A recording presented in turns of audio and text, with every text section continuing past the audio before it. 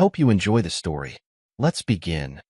Clayton Mercer's calloused hands moved with practiced precision across the metal lathe. Metal shavings scattered like silver confetti as he shaped the cylindrical piece with methodical care. The factory floor hummed with activity around him, but his focus remained unwavering. 20 years in machining had taught him that attention to detail wasn't just good practice, it was survival. "Hey, Clay," the voice of his supervisor, Bill Tanner, broke through the mechanical symphony. "Got that order finished for Westbrook Industries?" Clayton nodded, switching off the lathe. "Just finishing the last piece now. It'll be ready for quality check in 30. Bill clapped him on the shoulder. "That's why you're lead. The other guys would still be calibrating." He lowered his voice. "Speaking of which, heard about the engagement. Congrats, man." A hint of a smile crossed Clayton's otherwise stoic face. "Thanks. When's the big day?" 3 months from now. Nothing fancy." Bill chuckled. "Yeah, right.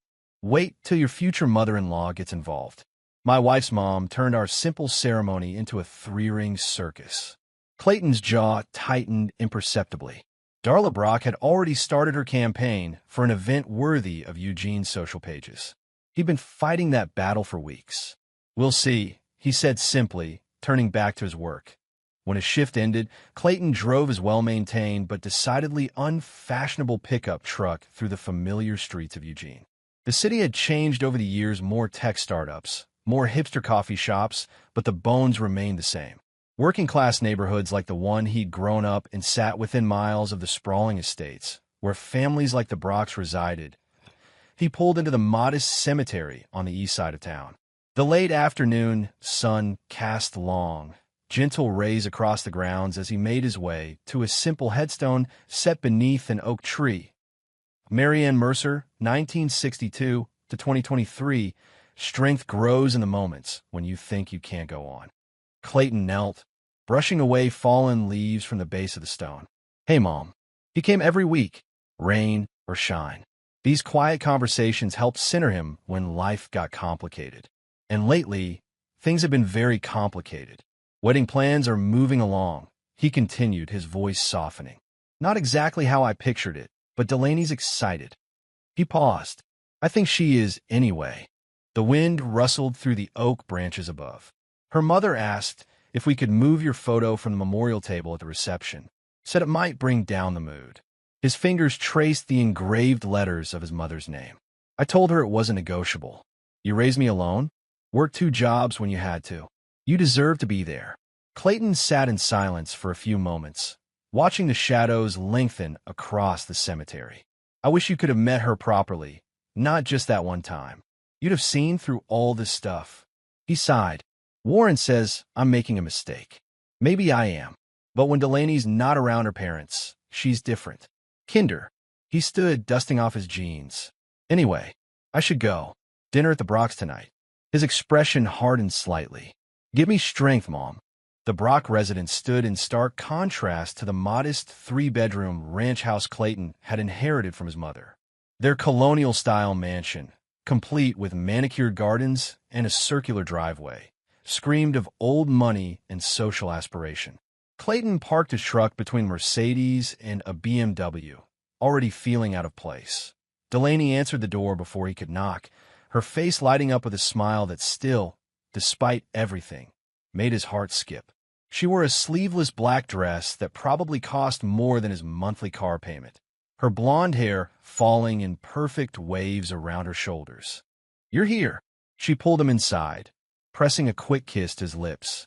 Her perfume, expensive and subtle, enveloped him. Daddy just opened a bottle of Cabernet from his private collection. Clayton followed her into the dining room, where Darla and Silas Brock already sat at an immaculately set table. Crystal glinted in the chandelier light. Silver cutlery flanked fine china plates. "Clayton." Silas stood, extending a hand. His grip was firm, but somehow dismissive, as if shaking hands with a subordinate rather than his future son-in-law. "Glad you could make it." "Wouldn't miss it," Clayton replied, evenly. Darla's smile never reached her eyes. "We were just discussing the wedding photographer. I've scheduled meetings with 3 options next week." 3. Clayton frowned. Delaney, and I already booked someone. Jack Reezy did my buddy Warren's wedding last year. A look passed between mother and daughter. Darla's eyebrows arched slightly. Sweetie, Delaney said, placing a hand on his arm. Mom found someone who's done spreads for Portland Monthly. His work is amazing and costs triple what we budgeted, Clayton pointed out. Silas chuckled, swirling wine in his glass. Consider it our gift. When you have a once-in-a-lifetime event, you don't pinch pennies. It's not about pinching pennies, Clayton said quietly. It's about sticking to what we agreed on. Well, Darla interjected, her tone sugar-coated steel. Sometimes agreements need to evolve. I'm sure your mother taught you to be adaptable. Clayton's knuckles whitened around his fork. He felt Delaney tense beside him. My mother taught me that your word is your bond, he replied, keeping his voice level. But yes, she was adaptable. Had to be, raising a kid alone after my father split. An uncomfortable silence fell. Delaney jumped in, her voice artificially bright. The floor is called today. The peonies are going to be perfect. Dinner progressed with surface-level pleasantries, but the undercurrent of tension remained.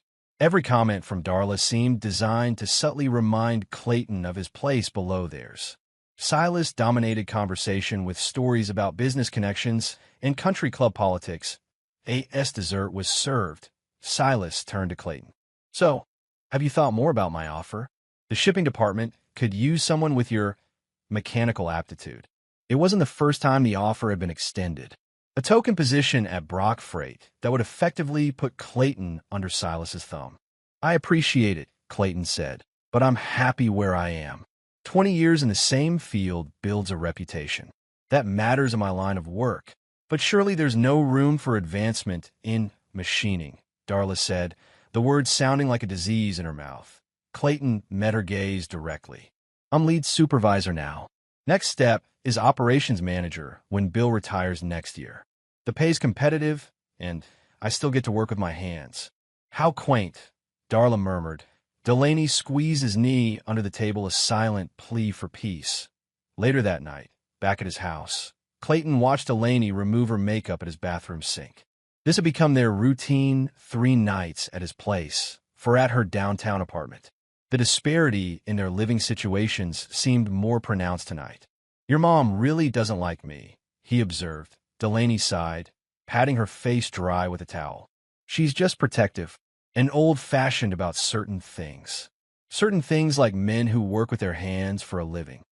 She turned to face him, leaning against the counter. It's not personal, Clay. They're just used to a different world. And you? He asked the question that had been gnawing at him. Are you sure this is what you want? A life with someone from a different world? Delaney crossed to where he sat on the edge of the bed. She straddled his lap, draping her arms around his neck. I love you, she said, looking into his eyes. You're real in a way no one in my parents' circle is. You say what you mean. You don't play games. She kissed him softly. That's why I said yes when you proposed. Clayton wrapped his arms around her waist, wanting to believe her. When they were alone like this, it was easy to forget the doubt that crept in during events like tonight's dinner. I love you too, he said, and he meant it despite the warning bells that sometimes rang in the back of his mind. The next day, Clayton met Warren Easley at their usual spot, a no-frills bar called the Rusty Nail that had been serving the working class of Eugene for decades. They sat in a corner booth, cold beers in front of them, the familiar sounds of pool balls clacking and classic rock playing in the background. Warren, a construction foreman with arms like tree trunks and a perpetual 5 o'clock shadow, studied Clayton's face. Another fun night with the in-laws from hell? Clayton shook his head ruefully. There's something else. So why are you doing this? Warren asked bluntly. And don't give me that love crap. I've known you since we were knocking each other's teeth out in Little League. Something doesn't add up. Clayton took a long pull from his beer before answering. When it's just Delaney and me, it's good. Really good. She's not like them. Bullshit, Warren snorted. Apple doesn't fall that far from the tree, Clay. She might be playing nice now, but give it time. You'll be wearing custom suits and joining the country club before you know it. It's not like that. No. Warren leaned forward. Then why's the wedding suddenly a 3-ring circus? Why she let her mother run roughshod over everything you two supposedly agreed on? Clayton had no good answer. You sure you want to sign up for life with this circus, Clay? Warren asked, his concern evident. Once those papers are signed, you're in it. Their family drama becomes your drama. She makes me happy, Clayton said finally. That counts for something. Warren raised his hands in surrender. Your life, your choice. Just remember, when someone shows you who they really are, believe them the first time. They changed the subject, talking about the Ducks' chances in the upcoming football season, but Warren's warning lingered in Clayton's mind. The weeks passed, and Clayton found himself becoming increasingly sidelined in his own wedding plans. What had started as a ceremony with 70 guests had ballooned to over 200, most of whom Clayton had never met. The venue changed from a rustic winery to the Eugene Country Club. The budget doubled, then tripled. It's just one day, Delaney would say whenever he objected. Don't you want it to be perfect? Perfect, Clayton realized, was code for meeting Darla Brock's standards. One Saturday, he found himself trapped in a suit fitting while Delaney and her mother critiqued every aspect of his appearance. Maybe we should go with the darker gray, Darla suggested, circling him like a shark. It has a slimming effect. Clayton's jaw tightened. He wasn't overweight. Years of physical labor had given him a solid, muscular build that most men would envy. I like the blue, Delaney countered, surprising him with a small act of defiance. It brings out his eyes. Darla pursed her lips. Well, at least make sure they tailor it properly.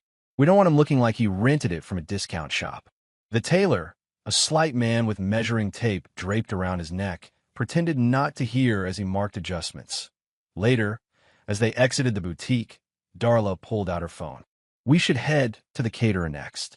I've been thinking the salmon option might be too common. Perhaps a beef tenderloin instead. Mom, Delaney protested weakly.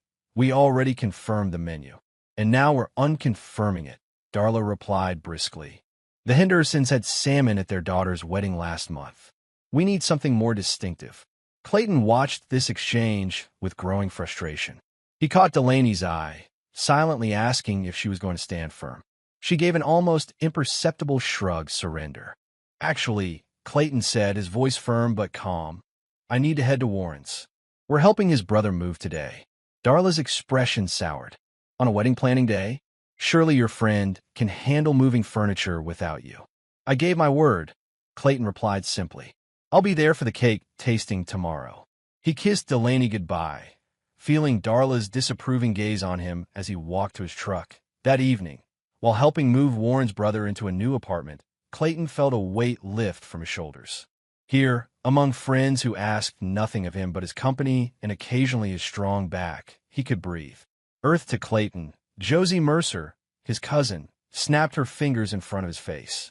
Petite but fierce, with the same stubborn Mercer chin, Josie had always been more like a sister than a cousin. Where'd you go? Just thinking, he replied, setting down a box labeled kitchen. About the wedding from hell. Her directness was refreshing after a day of Darla's passive-aggressive comments. Clayton shrugged. It's important to Delaney. Is it? Josie challenged. Or is it important to her mother? Because from where I'm standing, Delaney's letting you get steamrolled. Before Clayton could respond, Warren joined them, beer bottles in hand. Steamrolled is putting it mildly. It's more like watching someone being slowly erased. Clayton accepted the beer, but frowned at his friend. That's a bit dramatic. Is it? Warren countered. When's the last time you went fishing? Or came to poker night? Or did anything that wasn't wedding-related or Brock family approved? The question hit home.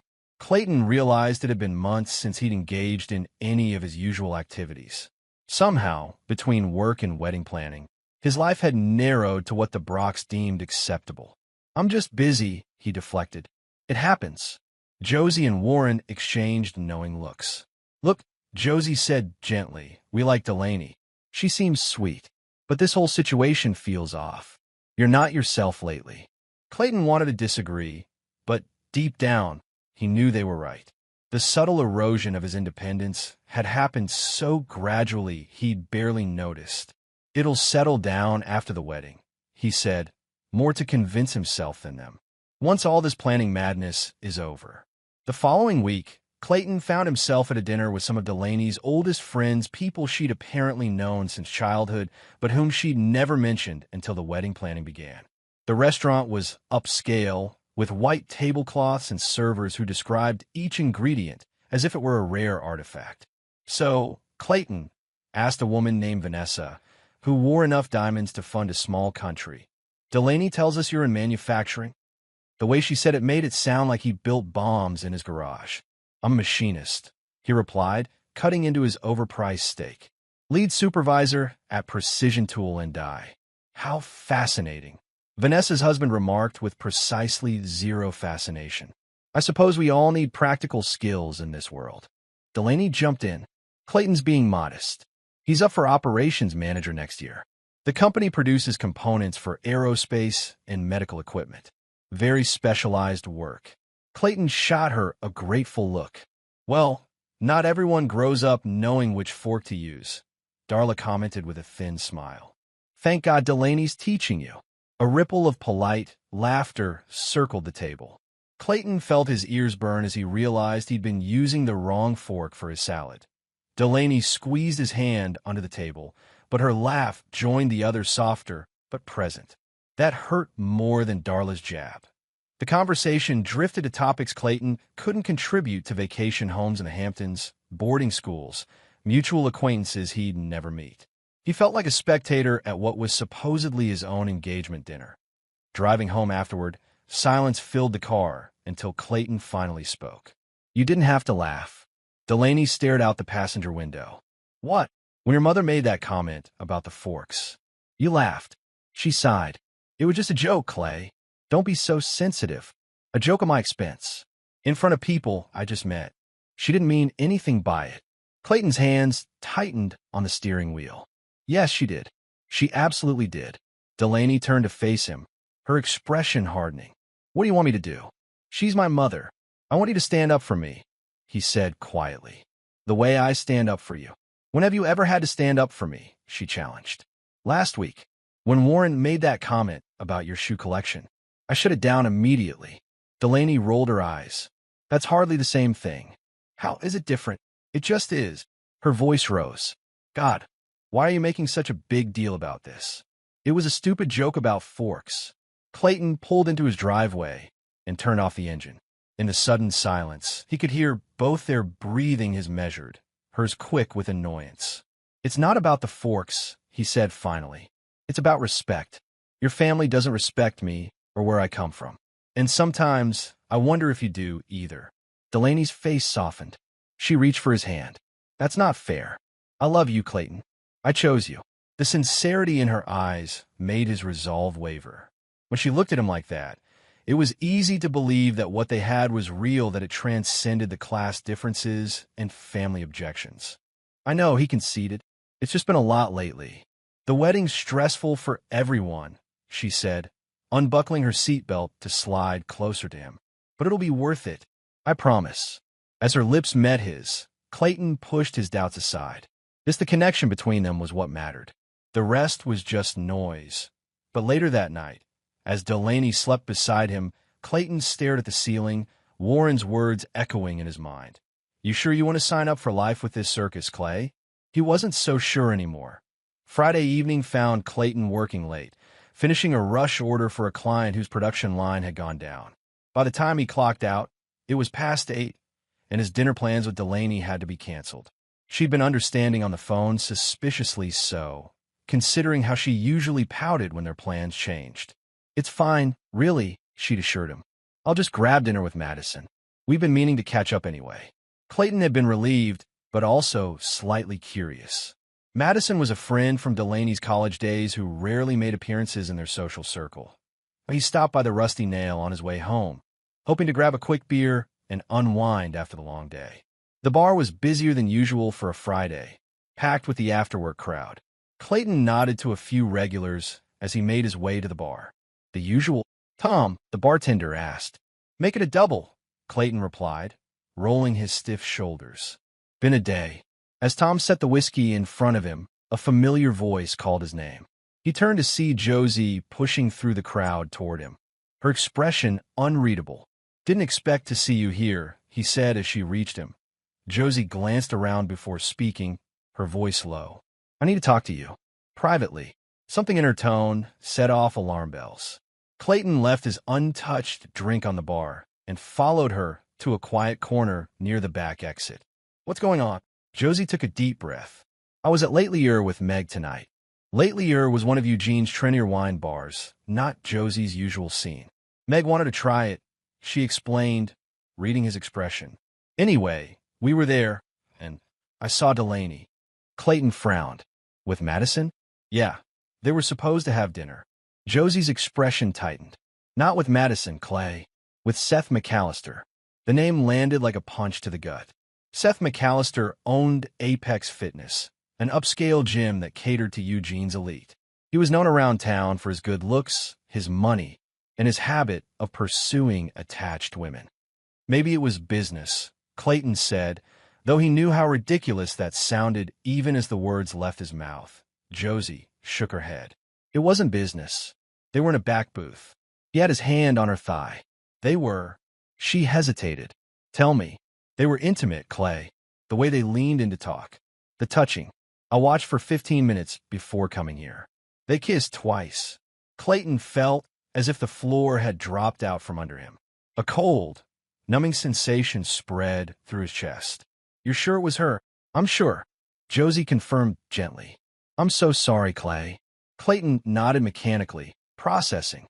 Part of him wanted to race to Latelier and confront them, but a deeper, more calculating part, the part that had learned from his mother's quiet strength, held him back. Did she see you? He asked. No. They were pretty absorbed in each other. Clayton checked his watch. It was nearly 9. She told me she'd be home by 11. At her place. What are you going to do? He considered the question carefully. I'm going to wait. And then I'm going to have a conversation. Josie looked worried. Do you want me to come with you? No, Clayton decided. This needs to be between us. He spent the next 2 hours at home, sitting in his darkened living room, turning over every interaction, every strange moment from the past few months. How had he missed the signs? Or had he simply chosen not to see them? At exactly 11:15 p.m., he drove to Delaney's downtown apartment. Her car was already in its assigned spot. Clayton sat in his truck for several minutes, gathering his thoughts, reining in his emotions. This wasn't going to be a scene. He wouldn't give her the satisfaction that he used his key to enter the building and took the elevator to the 3rd floor. Outside her door, he paused, listening. The television was on some reality show Delaney enjoyed. He knocked, 3 firm raps, the volume lowered immediately. Footsteps approached, and then the door swung open to reveal Delaney in loungewear, her hair damp as if she'd just showered. Clay. Her surprise seemed genuine. I thought you were working late. Finished earlier than expected, he replied, stepping past her into the apartment. It smelled of scented candles and the expensive shampoo she used. Thought I'd surprise you. That's sweet, she said, closing the door. I was just about to make some tea. Want some? Clayton turned to face her. How was dinner with Madison? Something flickered in Delaney's eyes, a momentary calculation. Good. We went to that new Thai place on 5th. You'd hate it, way too spicy. Funny, Clayton said, his voice controlled. Josie thought she saw you at Latelier night. With Seth McAllister. The color drained from Delaney's face, but she recovered quickly. Oh, we did stop there. For a drink after dinner. Seth was there with some clients, and we said hello. Madison knows him from the gym. Where's Madison now? Delaney blinked. She went home. Obviously. Call her, Clayton challenged. Right now. Put her on speaker. Don't be ridiculous, Delaney snapped, crossing her arms. I don't have to prove anything to you. You were alone with him, Clayton stated. In a back booth. Josie watched you kiss him. Anger flashed across Delaney's face. Your cousin is mistaken. Or lying. Josie doesn't lie. Well, she's wrong. Delaney's voice rose. Seth's a friend. Yes, we had a drink. Nothing happened. Clayton held her gaze steadily. I'm only going to ask you once, and I want you to think very carefully about your answer. Are you having an affair with Seth McAllister? No. Delaney's denial was vehement. I'm not cheating on you, Clayton. You're paranoid. Paranoid, he repeated flatly. Yes. She stepped closer, her expression softening to concern. Seth's a friend. You're seeing things that aren't there because of your trust issues. My trust issues. Delaney reached for his hand, which he allowed but didn't reciprocate. I know your dad leaving messed you up, and then losing your mom so suddenly. It's natural to be afraid of abandonment. But I'm not going anywhere, Clay. I love you. The manipulation was so transparent, it almost impressed him. Using his deepest wounds against him, suggesting his legitimate suspicions were just psychological damage. Seth's a friend, she repeated, stroking his arm now. That's all. Your cousin misinterpreted what she saw. Clayton considered pressing further, demanding the truth. But something in him recognized that this moment wasn't the time. He needed more information, more proof. Okay, he said finally. Delaney's relief was palpable. Okay, if you say nothing's going on, I believe you. She threw her arms around his neck, pressing her body against his. Thank you for trusting me. I'd never hurt you, Clay. As he returned her embrace mechanically, Clayton felt something shift inside him, a hardening, a resolution. He would find the truth. And if his suspicions were correct, there would be consequences. That night, as Delaney slept beside him in her bed, Clayton stared at the ceiling, wide awake. He believed in loyalty above all else. It was the cornerstone of how he lived his life, being true to your word, standing by the people who mattered. If Delaney had betrayed that, there would be no second chances. But first, he needed proof. Irrefutable evidence that even she couldn't deny or explain away.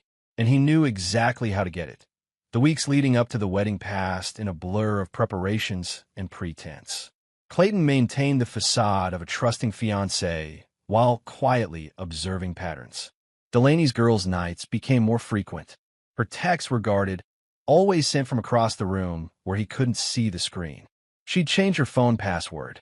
Through it all, Clayton said nothing. He collected mental notes, but took no action. Not yet. The timing had to be right.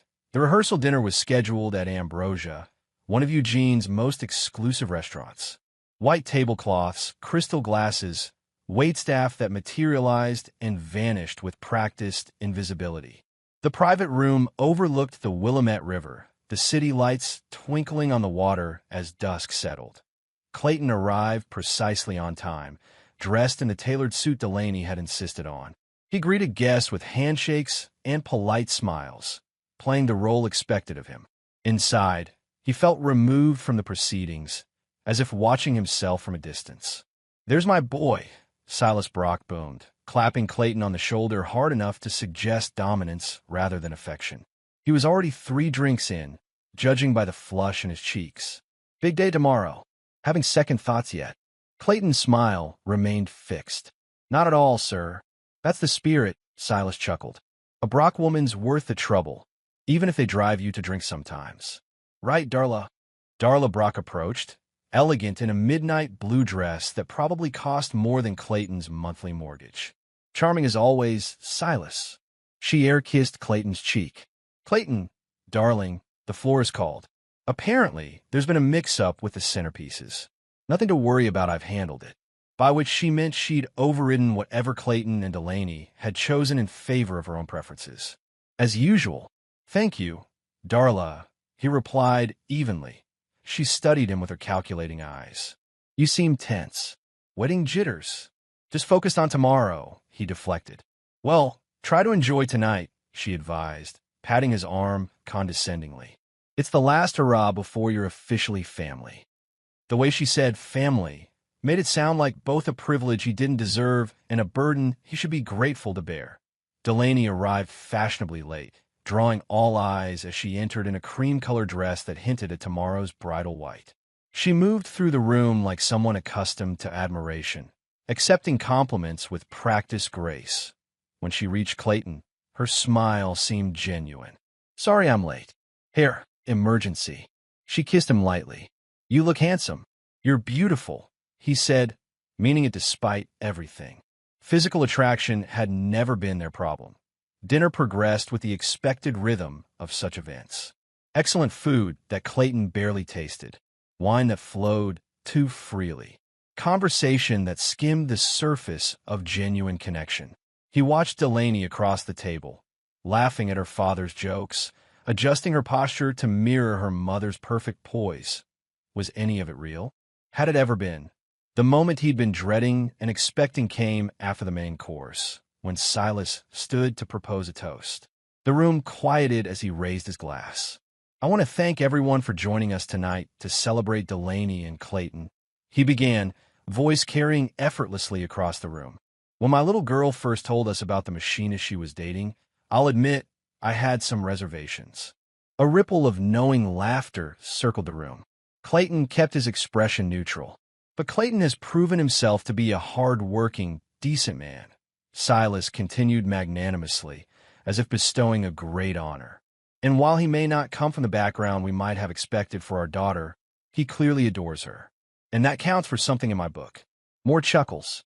Clayton's jaw tightened almost imperceptibly. "To the happy couple," Silas concluded, "may your marriage be blessed with happiness, prosperity, and many grandchildren for Darla to spoil." Glasses raised. Clayton sipped his champagne, feeling Delaney's eyes on him, gauging his reaction. He gave her a small smile that didn't reach his eyes. As conversation resumed, Darla stood, tapping her glass delicately with a spoon. "If I may," she said, commanding attention, "I'd also like to say a few words." The room hushed again. Something in Darla's expression, a slight edge to her smile, put Clayton on alert. "We're thrilled to welcome Clayton into our family, despite his humble beginnings," she started, her voice honey-sweet with venom underneath. "And I know Marianne is watching from, well, wherever." The dismissive wave of her hand as she referenced his deceased mother sent a cold surge of anger through Clayton's veins. Across the table, he saw Warren's posture stiffen, Josie's eyes widen in disbelief. Silas chuckled, and Delaney, instead of objecting, instead of defending her fiancé and his mother's memory, simply added, "Clayton has always needed a bit of polishing." The betrayal was so complete, so casual, that for a moment Clayton couldn't breathe. In that instant, any lingering doubt about what he had to do vanished. These people had shown him who they truly were. Not just Darla and Silas, but Delaney too. They'd humiliated him and dishonored his mother's memory in front of everyone he knew. Clayton didn't explode. He didn't storm out or cause a scene.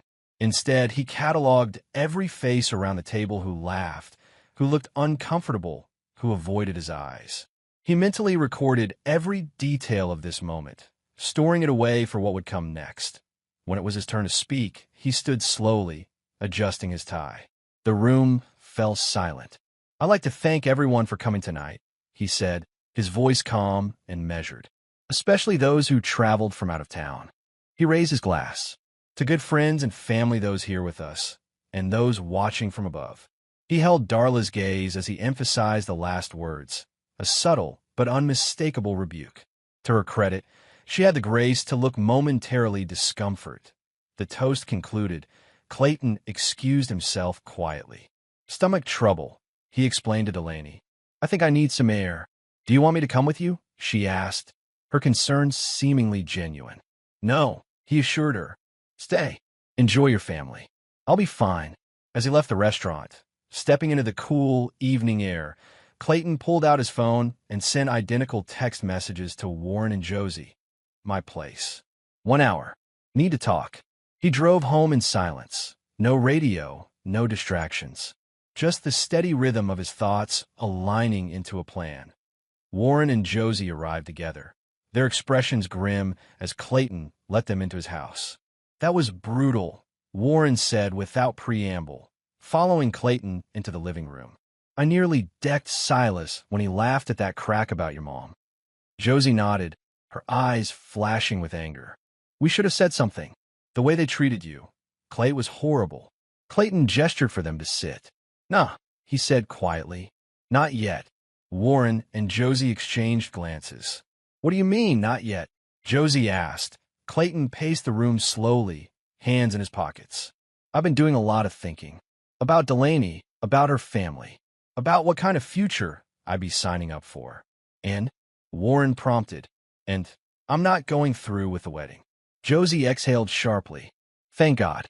After tonight, I was afraid you'd still go through with it. But I'm not just walking away," Clayton continued, his voice hardening. "They didn't just betray me, they humiliated my mother's memory. That's not something you walk away from." Warren leaned forward, suddenly alert. "What are you thinking, Clay?" I'm thinking it's time for some consequences, Clayton replied. And I need your help. The next morning, Clayton called in sick to work for the first time in 3 years. Bill was understanding wedding stress, and Clayton let him believe it, better than the truth, that he was planning to dismantle his engagement in the most calculated way possible. Delaney had texted late last night, checking if he felt better. He'd responded with just enough concern and affection to avoid suspicion. Today, he'd told her he needed to handle some last-minute wedding details alone. She'd seemed relieved, probably had plans with Seth anyway. At tea 10 o'clock, Clayton sat at his kitchen table across from Aiden Malloy, a lanky man with shrewd eyes and perpetually ink-stained fingers. They'd gone to high school together, played on the same baseball team. Now Aiden owned Digital Restoration, a computer and phone repair shop downtown. So, Aiden said, pushing his glasses up his nose, "You want me to recover deleted data from a phone?" Clayton nodded. From Delaney's old phone. She upgraded last month, but kept complaining about battery issues with the new one. Said the screen froze sometimes. And you have access to this old phone because I offered to take it to that repair guy I know to see if it was fixable, Clayton replied. She handed it over willingly. It's not breaking and entering if she gave you the device. Aiden studied him carefully. This about the wedding? Clayton met his gaze steadily. This is about the truth. I need to know what I'm dealing with before tomorrow. And if you don't like what you find, then I make different choices. Aiden drummed his fingers on the table, considering. I don't want to get mixed up in something messy, Clay. We go back, but there are lines. I'm not asking you to do anything illegal, Clayton assured him. The phone was given to me voluntarily. I'm asking you to recover deleted files from a device I legally possess. What I do with that information is my business. After a moment's hesitation, Aiden nodded. All right, but I work alone, and I need at least 4 hours. Come back this afternoon. Clayton slid the phone across the table. Thanks. I owe you.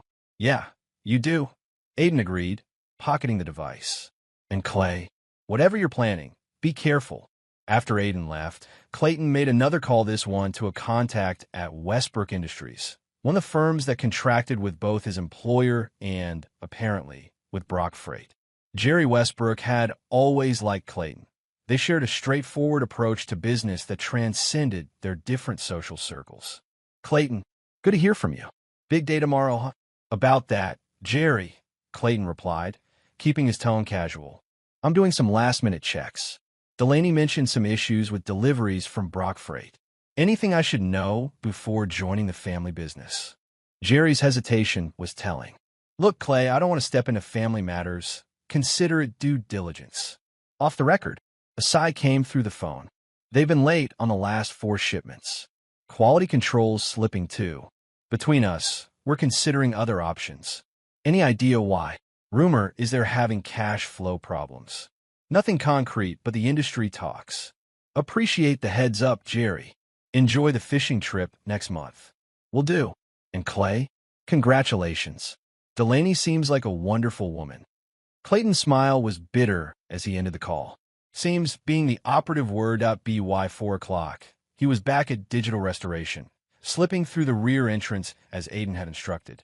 The shop was closed, a back in 30 minutes sign hanging in the window. Aiden sat behind the counter, expression grim. You better sit down, Clay. For the next hour, Aiden showed him everything he'd found. Text threads between Delaney and Seth dating back 7 months long before Clayton had proposed. Photos that left nothing to the imagination. Location data showing regular visits to an apartment address Clayton didn't recognize but assumed was Seth's. Clayton absorbed it all with outward calm, though inside, something was breaking apart and reshaping itself into something harder, colder. There's more, Aiden said hesitantly. I found some emails that seemed relevant. He pulled up a thread of correspondence between Delaney and a friend named Veronica. The subject was clear. Clayton was a safe plan amid mounting financial pressure. My dad's company is in trouble, one email read. He says it's temporary, but I've seen the statements. They're behind on everything. Clayton's stable, boring sometimes, but dependable, and he'd do anything for me. Another, Seth is fun, but he's not husband material. Clay is. I need security right now, not excitement. And finally, the most damning. Clay wanted a prenup, but I talked him out of it. So it was about trust. Men are so easy to manipulate when you appeal to their pride.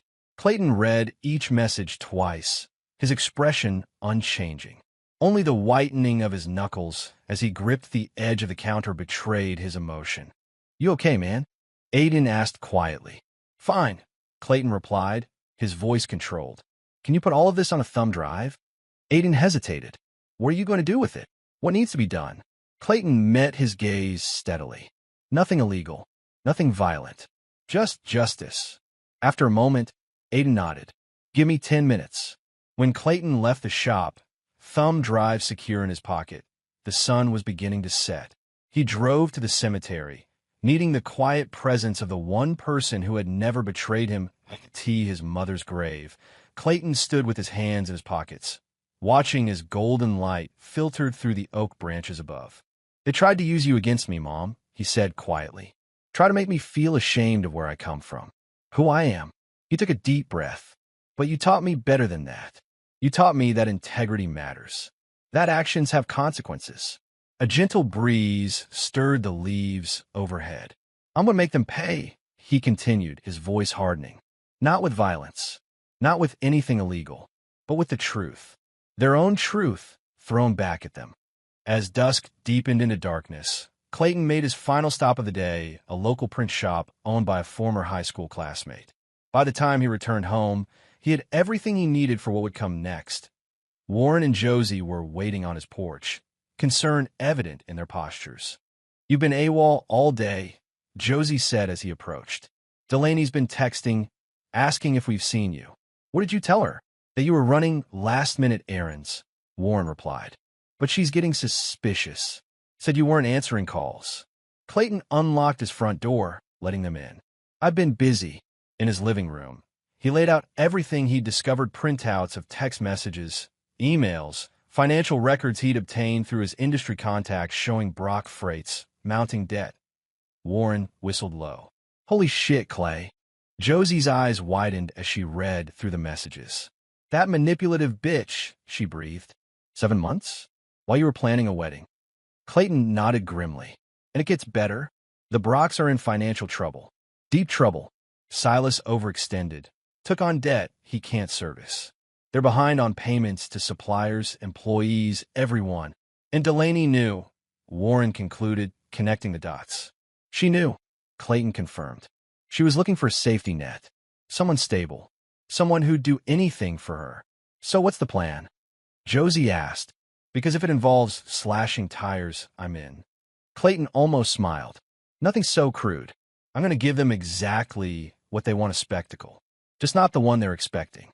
He outlined his plan, detail by meticulous detail. When he finished, Warren and Josie sat in stunned silence. "It's brutal," Warren said finally. "Ice cold. They deserve it," Josie countered. "All of them." Clayton looked between his cousin and his oldest friend. "I need to know you're with me on this. It won't work without both of you." Warren extended his hand. "Always, brother. Those snakes had it coming the moment they disrespected you and Mary Ann." Josie nodded firmly. "The Mercers stick together. Always have, always will." As they hammered out the final details, Clayton felt a strange sense of calm settle over him. The path ahead was clear now. No more doubts, no more wavering. Only justice remained. Later that night, he finally answered Delaney's increasingly frantic text with a carefully crafted message. "Sorry for being out of touch. Been thinking a lot. Maybe we rushed to judgment yesterday. Can we meet tomorrow? Just us. We need to talk." Her response came almost instantly. "Yes, of course. I was so worried. Where and when?" Clayton smiled grimly at his phone. "Our place. 2 p.m. Just want to clear the air before Saturday. I'll be there. I love you, Clay." He set the phone down without replying. The pieces were in motion now. By this time tomorrow, Delaney Brock would understand exactly what it meant to betray Clayton Mercer. The morning of what should have been his wedding day dawned clear and bright. Clayton rose early, made coffee, and reviewed his plan one final time. Everything was in place. The evidence was organized, the venue secured, the invitation sent. All that remained was to spring the trap. At 18 noon, Warren and Josie arrived as planned. They sat at Clayton's kitchen table, the atmosphere charged with nervous energy. "Cold feet?" Warren asked, only half joking. Clayton shook his head. "I've never been more certain about anything in my life." He spread the documents across the table, proof of Delaney's betrayal, evidence of the Brock's financial troubles, screenshots of the cruel comments about his mother. The compiled evidence told a clear story. Clayton had been targeted, manipulated, and humiliated by people who saw him as nothing more than a convenient solution to their problems. "They didn't just betray me," Clayton said quietly, echoing the words he'd spoken at his mother's grave. "They humiliated my mother's memory. That's not something you walk away from." Josie reached across the table, squeezing his hand. "Aunt Marianne would be proud of you for standing up for yourself. For standing up for her too," Warren added. "She never took crap from anyone, and neither should you." Clayton nodded, gathering the documents and placing them carefully in a leather portfolio. "It's time." At precisely 2 p.m., Delaney's car pulled into his driveway. From the window, Clayton watched her approach his front door, designer sunglasses, hair perfectly styled, a tentative smile on her face. The picture of contrition. He opened the door before she could knock. "Clay," she breathed, stepping forward to embrace him. He allowed it, but didn't return the gesture. "I'm so glad you called. Yesterday was awful. The things Mom said, I should have spoken up." Clayton stepped back, gesturing for her to enter. "Let's talk inside." Delaney followed him into the living room, her eyes widening slightly when she saw Warren and Josie. "Oh, I didn't realize we had company." "They're just leaving," Clayton assured her. "They stopped by to pick up some things for tomorrow." Warren and Josie exchanged meaningful glances with Clayton as they gathered their coats. The message was clear. Everything was proceeding as planned. "We'll see you tonight," Warren said pointedly, clapping Clayton on the shoulder. Once they were alone, Delaney's demeanor changed subtly. She moved closer to Clayton, placing a hand on his chest. "I've been so worried about you. When you didn't answer my calls, I needed time to think," Clayton replied, his voice neutral. "About us. About tomorrow." A flash of panic crossed Delaney's face. "What about tomorrow?" "I've been thinking a lot about what your mother said. About my humble beginnings." Delaney's expression softened into practiced sympathy. "She was out of line. I should have said something. But you didn't," Clayton observed. "Instead, you agreed that I needed polishing." She winced. "It was a stupid joke. I didn't mean it." Her hand moved his face, stroking his cheek. "You know how much I love you, Clay. Just as you are." The lie was so smooth, so practiced, that for a moment Clayton almost admired her skill. "Almost. I've been thinking," he said carefully, "that maybe we rushed into this. The wedding, I mean. It's all happened so fast." Panic flared in Delaney's eyes, quickly masked. "What are you saying? That you want to postpone?" "I'm saying I want to make things right." He took her hands in his. "I think we need a fresh start. Something more honest." Hope bloomed on her face. "Yes, that's exactly what we need." "I was thinking," Clayton continued, "we could have a small dinner tonight. Just us, your parents, a few close friends. A recommitment of sorts. Before the big day." Delaney's relief was palpable. "That sounds perfect. A chance to clear the air." "I've already spoken to your parents," Clayton lied smoothly. "They're on board. I've booked the private room at Marquet. 8 o'clock. You've thought of everything." Delaney marveled, wrapping her arms around his neck. "This is why I love you. You always know how to make things better." Clayton returned her embrace mechanically, his eyes fixed on a point over her shoulder. "I've invited a few others too. For balance." "Who?" "Warren and Josie, of course. A couple people from work. Seth McAllister." He felt her body stiffen against his. "Seth? Why would you invite him?" Clayton pulled back, his expression carefully neutral. "You said he's your friend, right? I thought it would be good to clear the air with everyone. Show there are no hard feelings. I just don't think it's necessary." Delaney began. "It's important to me," Clayton cut in, his voice firm. "If we're going to start fresh, I want everything out in the open. No secrets." Something flickered in Delaney's eyes, calculation, perhaps, or fear. But she recovered quickly, smiling that practiced smile. "Of course," she agreed. If it's important to you, then Seth is welcome. Good, Clayton said, releasing her. Then I'll see you tonight. I have a few more things to arrange for tomorrow. You don't want me to stay? The disappointment in her voice sounded genuine. Tonight, Clayton promised. We'll have plenty of time to talk then. After Delaney left, Clayton stood alone in his living room, a strange sense of calm washing over him. The die was cast. There was no turning back now that he picked up his phone and sent identical messages to Warren and Josie. She took the bait. Everything's set for tonight. Then he dialed another number, the final piece of his plan. Hello, Mr. Henderson. Clayton Mercer.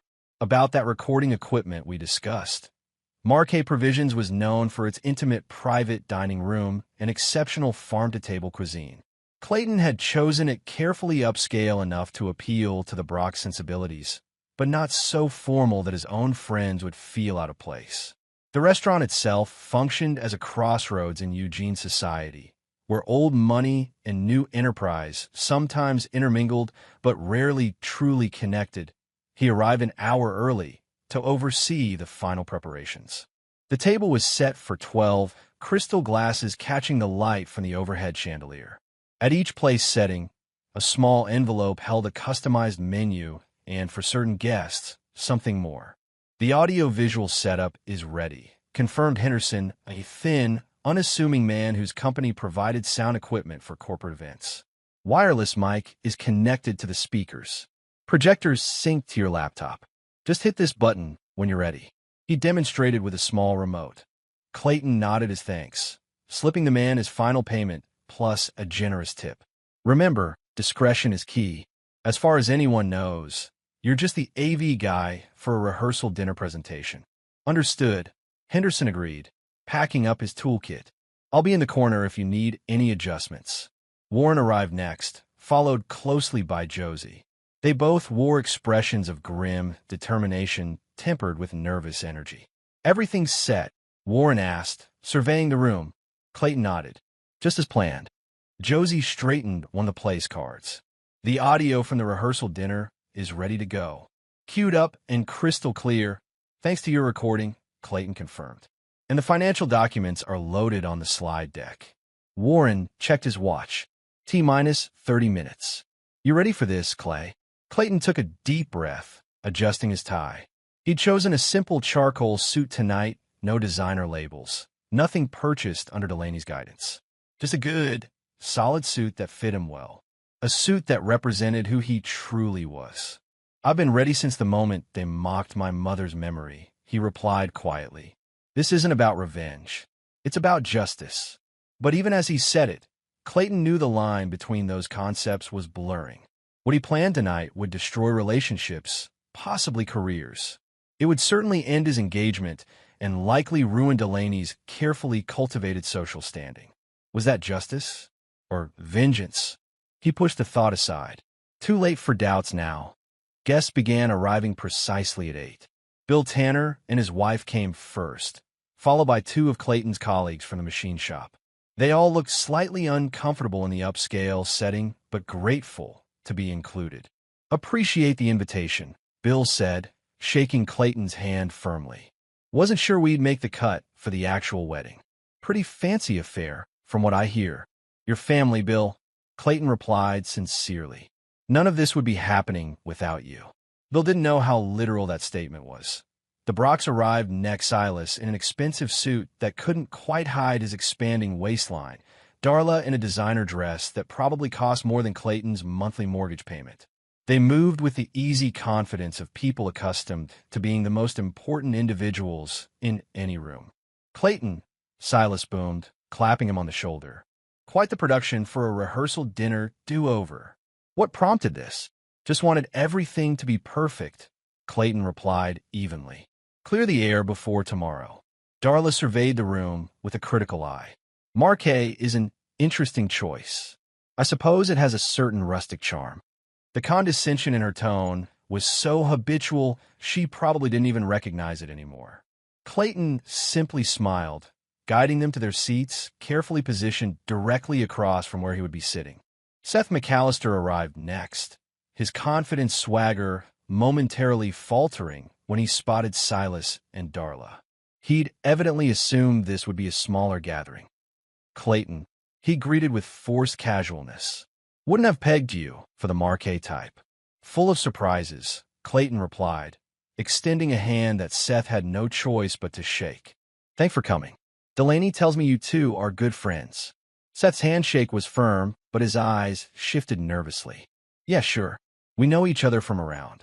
From around, Clayton repeated with a thin smile. Have a seat. We've saved you a spot.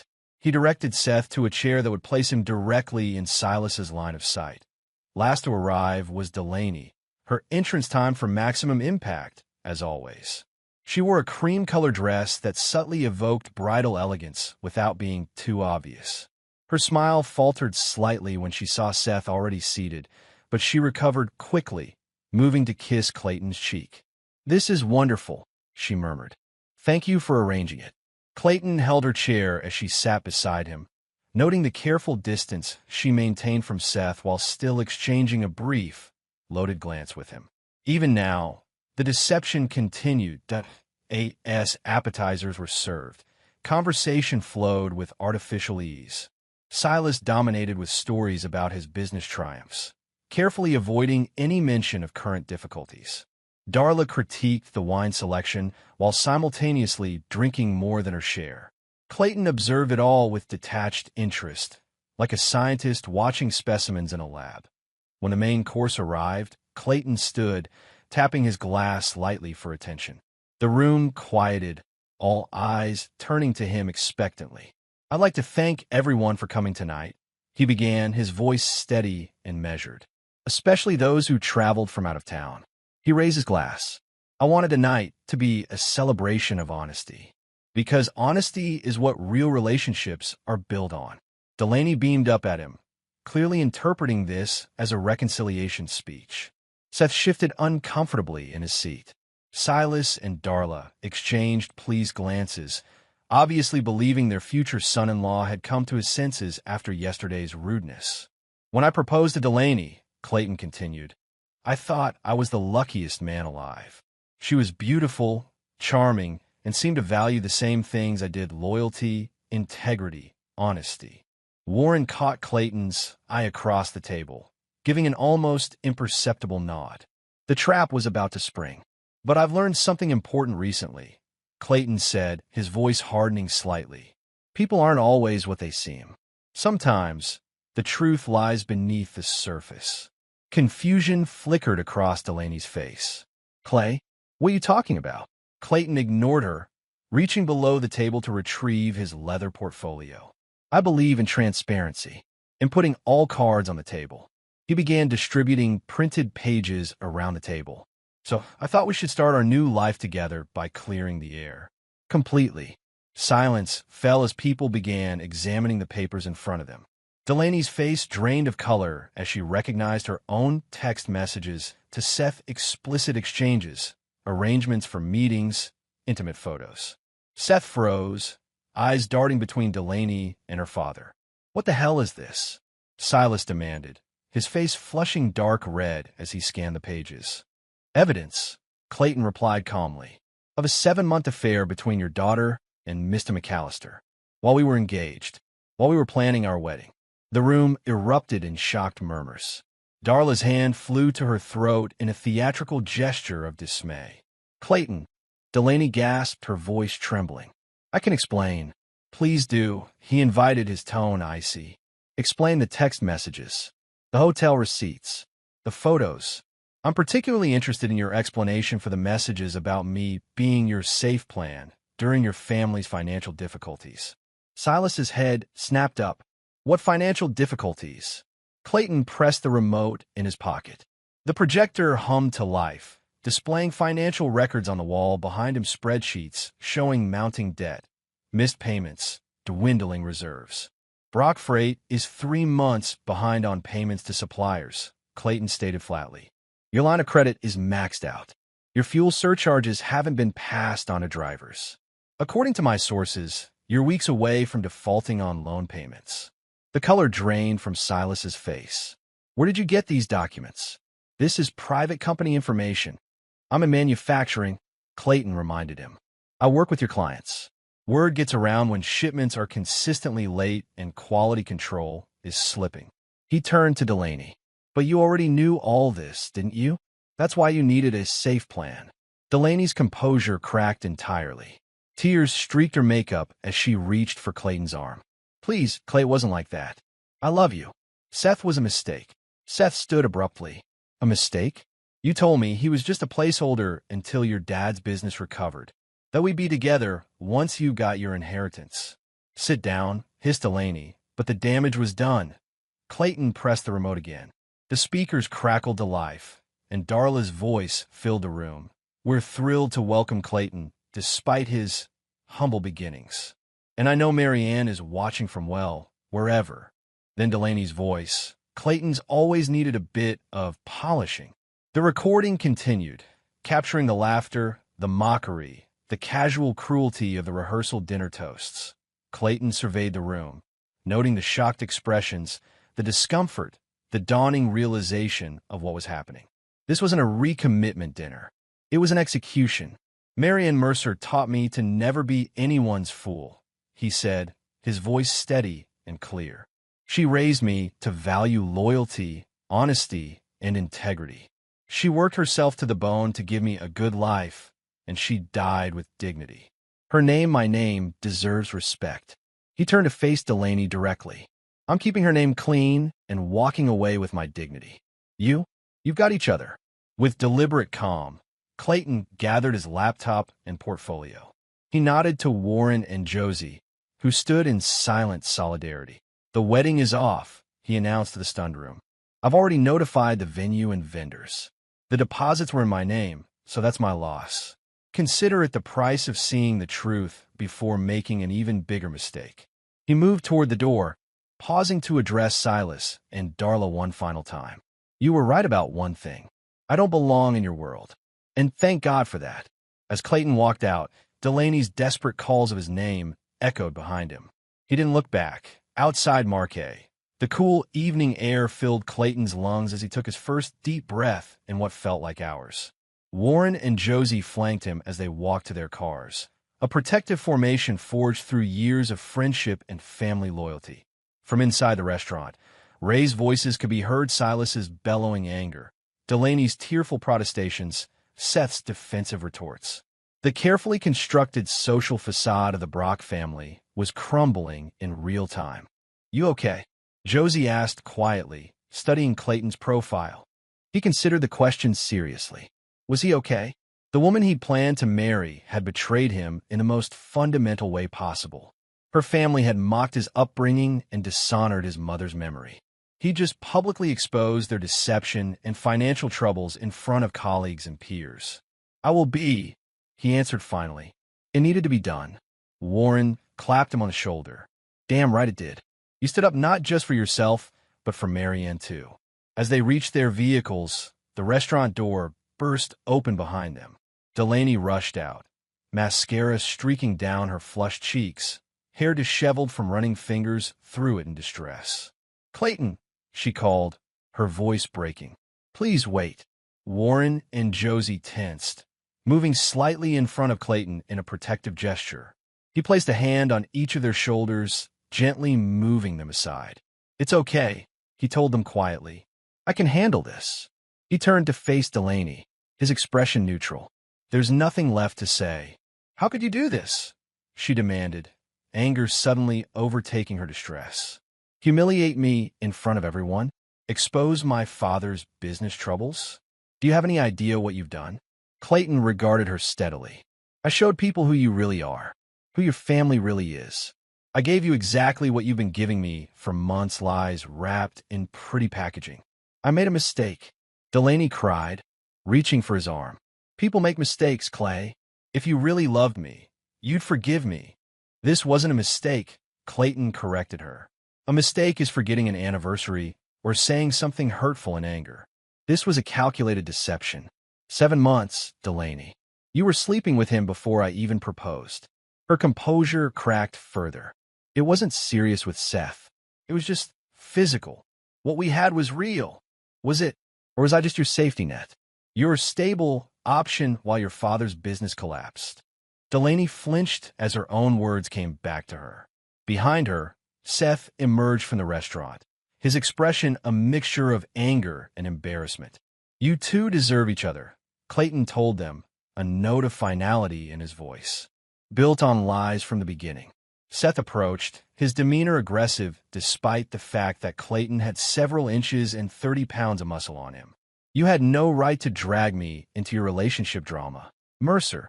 Clayton's laugh was short and without humor. "I didn't drag you anywhere, McAllister. You climbed into my fiancée's bed all on your own." "She came to me," Seth retorted, his pride overriding his better judgment. "Practically begged for it. Said you couldn't satisfy her." Rage flashed through Clayton, hot and demanding. For a brief moment, he considered the satisfaction of connecting his fist with Seth's carefully maintained jawline. But violence was the easy path, the expected response. Clayton had chosen a different kind of justice. "And now you can have her," he replied evenly, "along with her father's debt and her mother's social climbing. Enjoy." He turned to go, but Delaney grabbed his arm, her nails digging into his sleeve. "You can't just walk away. We're getting married tomorrow." "No," Clayton said firmly, removing her hand. "We're not. It's over, Delaney. I don't love you anymore. I'm not sure I ever really knew you to begin with." Her face contorted with a mixture of grief and fury. "You'll regret this," she hissed. "You think you're so righteous, but you're just a vindictive, small-town nobody who couldn't handle a real relationship." Clayton simply shook his head. "Goodbye, Delaney." As he turned away, Seth called after him, "She's right, you know. You'll never find anyone like her again." "Thank God for that," Clayton replied without looking back, that he climbed into his truck, Warren and Josie following in their own vehicles. As they pulled away from Marquet, Clayton watched in the rearview mirror as Delaney collapsed into tears on the sidewalk, Seth standing awkwardly beside her, clearly reconsidering his involvement with the Brock family drama. IT should have felt like victory. Instead, Clayton felt something quieter, a sense of closure, of chains being broken, of a path forward suddenly clearing before him. "It's done," he murmured to himself, the words both an acknowledgement and a release that in the weeks that followed. Clayton watched the fallout of his actions from a careful distance. He didn't seek updates or gossip, but Eugene was a small enough city that news traveled, especially news as juicy as a scandal involving one of the community's prominent families. The canceled wedding made the local society page a brief, tasteful announcement citing irreconcilable differences. What wasn't mentioned was the more dramatic story circulating through Eugene's social circles. How Delaney Brock had been exposed as a cheater, how Silas Brock's financial empire was teetering on the edge of collapse, how Darla Brock had been snubbed at 3 consecutive charity events. Clayton hadn't planned to part the social ostracism, but he wasn't surprised by it. People who built their lives on appearance and status were particularly vulnerable to public humiliation. The same social climbing that had defined the Brock's existence became the ladder they couldn't descend gracefully. 1 month after the would-be wedding date, Clayton sat in Bill Tanner's office, reviewing the operational budget for the coming quarter. "These numbers look good," Bill said, leaning back in his chair. "You've got a knack for this stuff, Clay. More than I ever did." Clayton shrugged. "Just trying to be thorough." "Well, the thoroughness is paying off. Which brings me to why I asked you here today." Bill slid a folder across the desk. "I'm not waiting until next year. The operations manager position is yours if you want it. Effective immediately." Clayton stared at the folder, momentarily speechless. "What happened to waiting until you retire?" "Life's too short to wait for good things," Bill replied, a knowing look in his eyes. "Besides, you've more than proven yourself. The way you handled that Westbrook crisis last week saved us a major contract." "Thank you," Clayton said, genuine gratitude in his voice. "I won't let you down. I know you won't. You're Mercer. Your word is your bond." Bill stood, extending his hand. "Your mother would be proud, Clay." As Clayton left Bill's office, promotion paperwork in hand, his phone buzzed with a text from Warren. News on the Brock front. "Call me when you can." He waited until he was in his truck, parked in the company lot, before making the call. "What's up?" he asked when Warren answered. "Heard from Jerry Westbrook this morning. Warren replied, without preamble. Brock Freight lost their contract. Apparently, 3 other major clients pulled out too after word got around about their financial situation. Clayton absorbed this information without comment. He hadn't wished for the collapse of Silas's business, merely the exposure of the truth. But actions had consequences, a lesson the Brocks were learning the hard way. That's not all, Warren continued. Seth McAllister's engaged. That was fast. Not to Delaney, Warren clarified. To some investor's daughter from Portland. Apparently, he needs capital for a second gym location. Clayton laughed softly, unsurprised, always chasing the next opportunity. As for Delaney, word is she's moved back in with her parents. Darla's telling everyone she's taking time to heal, but Madison ran into her at Starbucks yesterday. Said she looked rough, like she's not sleeping. Despite everything, a twinge of something like compassion flickered through Clayton. He didn't wish Delaney personal suffering, despite her betrayal. But he couldn't deny the justice in her experiencing the consequences of her actions. You rebuilding that old Chevy this weekend? Clayton asked, deliberately changing the subject. I could come by, lend a hand. Warren recognized the shift for what it was. Yeah, Saturday. Bring beer. Josie's coming too, says she needs to make sure we don't mess it up. After ending the call, Clayton drove to the cemetery, a habit that had sustained him through the darkest days of the past month. At his mother's grave, he placed a small bunch of wildflowers, simple, unpretentious, beautiful in their natural way, like Marianne herself had been. Got the promotion, Mom, he said, settling onto the bench nearby. Operations manager. Not bad for a kid from the east side, huh? The cemetery was peaceful in the late afternoon light, birds singing in the oak trees overhead. I've been thinking about what you always said about how the measure of a person isn't what happens to them, but how they respond to it. He traced the engraved letters of her name with his eyes. I hope I've made you proud in how I've handled all this. In the months that followed, Clayton threw himself into his new role at work, finding satisfaction in the challenges it presented. He expanded the community welding program he'd started in Marianne's honor, teaching teenagers the trade that had given him stability and pride. He reconnected with old friends, rediscovered old hobbies, rebuilt the life that had narrowed during his time with Delaney. Occasionally, he'd see one of the Brocks around town, Silas, noticeable thinner and gray at the temples, hurrying into a bank. Darla, still immaculately dressed but somehow diminished, shopping alone rather than with her usual entourage of society friends. Delaney, once from across a restaurant. Her eyes meeting his briefly before both looked away. Those moments brought no satisfaction, no triumph.